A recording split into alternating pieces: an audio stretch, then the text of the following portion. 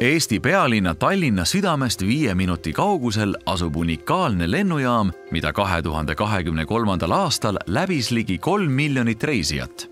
Eesti ja Tallinna lennujaam võivad olla maailma mastaabis küll väikesed, aga me eestlased julgeme mõelda ja teha suurelt.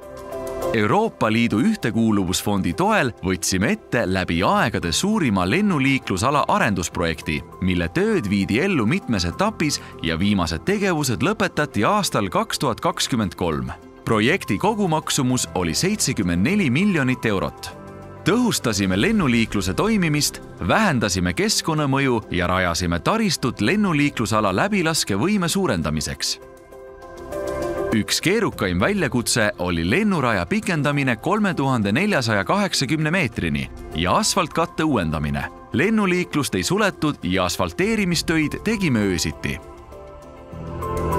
Õhusõidukite paremaks teenindamiseks pikendasime olemasolevaid ning rajasime uusi ruleerimisteid, seisuplatse ja jäätõrjeala. Ehitasime välja uue perrooni, mis toetab kaubalendude teenindamiseks ja lennukite hooldamiseks mõeldud angaaride kompleksi ehitamist.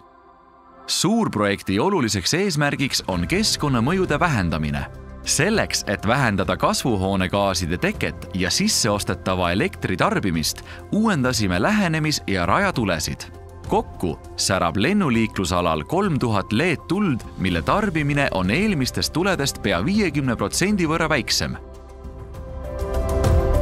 Looduskeskkonna hoidmiseks ning puhta pinnavee ja Ülemiste järve puhtuse tagamiseks ehitasime spetsiaalsed lumekogumisalad, uuendasime drenaaži- ja sademeveesüsteeme, laiendasime kraave ning paigaldasime õlipüüdurid ja pumplad. Teeme iga päev tööd selle nimel, et vähendada lennujaama mõju keskkonnale. Ohutus on osa lennujaamade DNA-st ja märgistuste süsteem on äärmiselt oluline. Kõik peab vastama väga täpsele rahvusvahelisele standardile. Ohutuse tagamiseks soetati projekti raames õhusõidukite teisaldussüsteem, pääste- ja rajahooldustehnikat ning ehitati uus kemikaalide hoiustamise ladu. Tallinna lennujaam on nagu Tallinna linn, mis ei saa kunagi valmis, aga lennuliiklusala arenduse projekt on lõpule jõudnud.